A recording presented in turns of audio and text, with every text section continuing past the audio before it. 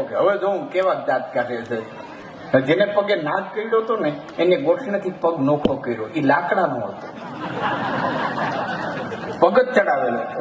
એ ફેરવી નાગને માર્યો, નાગની ગોડી ભૂહી નાખી.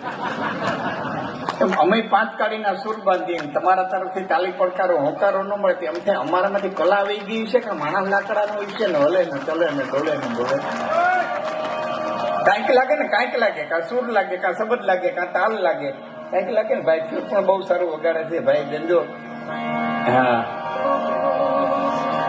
ભાઈ આપણી તો આપણું જ માટી છે તબલા ઉપર.